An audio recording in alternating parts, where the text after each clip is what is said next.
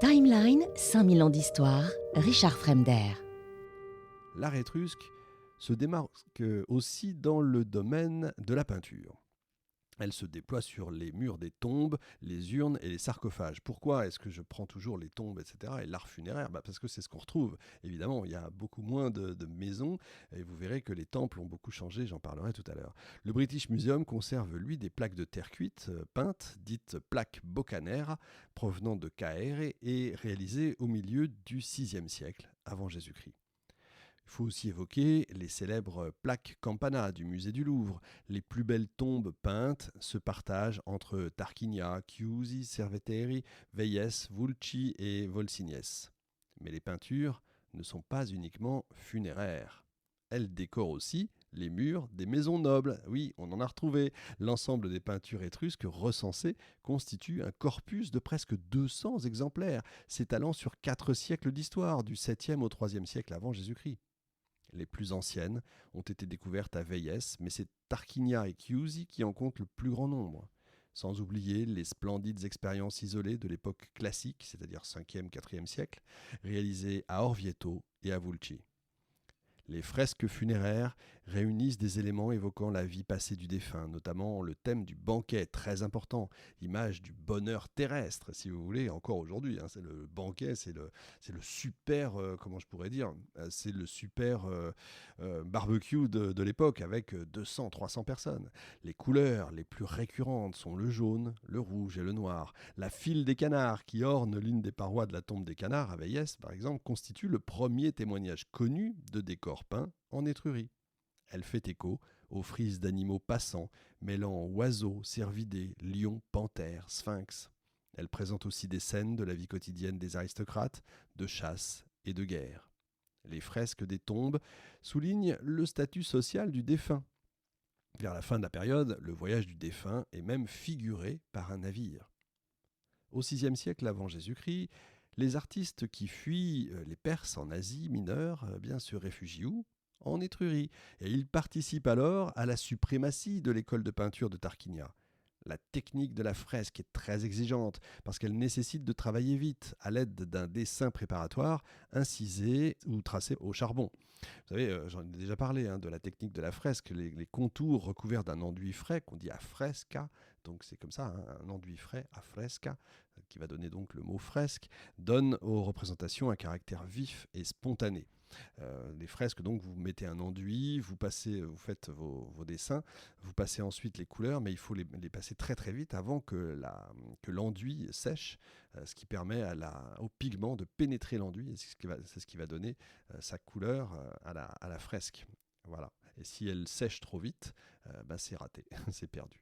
Ou si elle coule, ça peut arriver aussi, s'il fait trop chaud par exemple, s'il y a trop de chaleur à l'endroit, ça ne fonctionne pas. Donc, vous voyez, une technique vieille comme le monde, si j'ose dire. Les fresques, du coup, exaltent le mode de vie de l'aristocratie. Les murs des tombes sont couverts de scènes de banquets, là encore, de jeux, de danses, de chasse et de pêche. Donc, une évocation de la vie du défunt. L'intérieur de la tombe du navire, c'est le nom qu'on lui donne, est orné de figurations de scènes d'activité maritime, forcément. Sauf que l'interprétation n'est pas forcément simple. Est-ce qu'il s'agit d'une évocation de l'activité professionnelle du défunt ?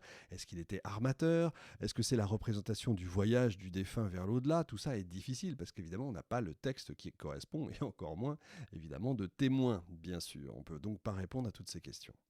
Les fresques funéraires développent le thème d'une nature luxuriante, de paysages marins ou terrestres à la végétation extrêmement variée, ce qui permet aussi de savoir où ils sont allés.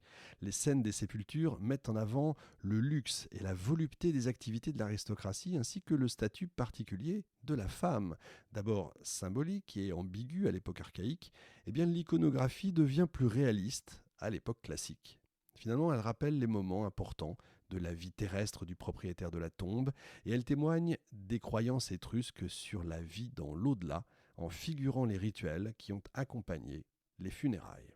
Alors ils font pas que ça, nos artisans étrusques. Ils réalisent aussi des petits vases à parfum qui peuvent contenir entre 6 et 20 centilitres d'huile parfumée.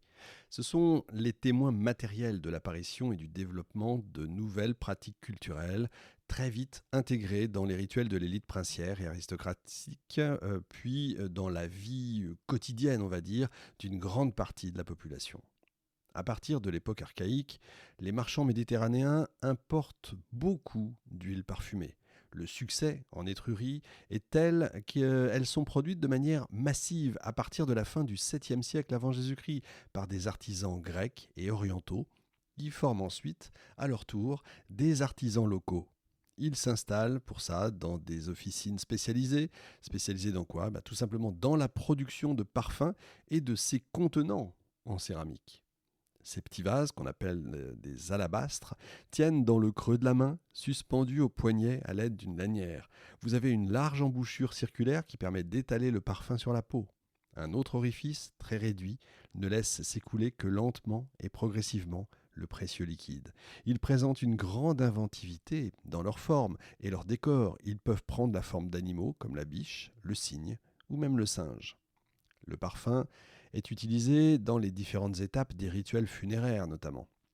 Le corps du défunt est enduit d'huile parfumée, exposé à la vue de tous et puis transporté jusqu'à la tombe, où l'offrande de parfum constitue l'un des gestes d'hommage aux morts bien sûr, les plus répandus. De même, on trouve un très grand nombre de vases à parfum dans les sanctuaires, du fait de leur forte valeur sacrée et symbolique. En quelque sorte, si vous voulez, ils servent de signature olfactive de la présence invisible des divinités ou des morts. On va voir à quel point la mort est importante, prégnante dans la culture étrusque. 3 grands types de composants ont été identifiés parce qu'on a retrouvé tout ça. Vous avez une base grasse d'huile végétale, majoritairement évidemment de l'huile d'olive, des matériaux odorants qui sont issus de la végétation méditerranéenne bien sûr, des fixatifs et des conservateurs, en particulier de la résine ou de la poix de conifères. Et puis alors, on y rajoute différents ingrédients comme des produits de la ruche, des produits laitiers ou de la vigne, comme le vinaigre ou même le vin, des graisses animales, parfois même, j'ose le dire, de la bile. Les parfums relèvent aussi du domaine magico-thérapeutique, si vous voulez. Contrairement à ce qu'on pourrait croire, ils sentent pas toujours la rose. Au contraire, ils peuvent même sentir extrêmement mauvais. Pour preuve, un flacon de parfum qui porte l'inscription Ruta, R-U-T-A, c'est-à-dire la rue officinale, ou plus explicitement Ruta Fetida, la rue fétide. Là où ça pue, clairement.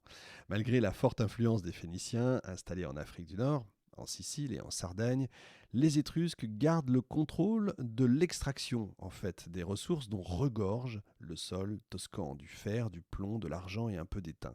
Ils vont échanger ces métaux contre des produits manufacturés, du vin et de l'huile d'olive.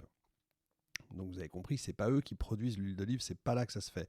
L'Étrurie, en fait, c'est un peu le Far West antique, si vous voulez, parce que dans cette région, l'ascension sociale est réputée pour être plus facile qu'ailleurs. C'est pour cette raison que les aristocrates grecs, chassés de chez eux, se retrouvent en Étrurie. Tite-Live mentionne le Corinthien Démarate, qui est père du premier roi de Rome, qui s'installe à Tarquinia et qui va d'ailleurs s'y marier. Les artistes et les artisans y voient eux l'occasion d'obtenir une place plus enviable. Et dans leur bagage, ils vont apporter un imaginaire, de nouvelles techniques qui transforment profondément la culture étrusque. Les architectes, les sculpteurs se mettent à l'œuvre, des centres de production de céramique et de bijoux vont naître à ce moment-là. La société étrusque s'enrichit comme ça d'un nombre considérable d'artisans d'origines diverses qui adoptent facilement des savoir-faire et des imaginaires qui sont issus de pays totalement différents.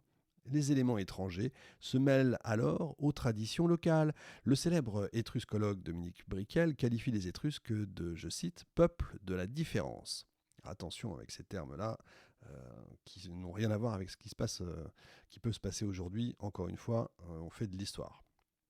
Par exemple, si le thème du banquet est typiquement grec, un véritable grec ne laisserait jamais sa femme assister aux festivités, ce qui n'est pas le cas des Étrusques.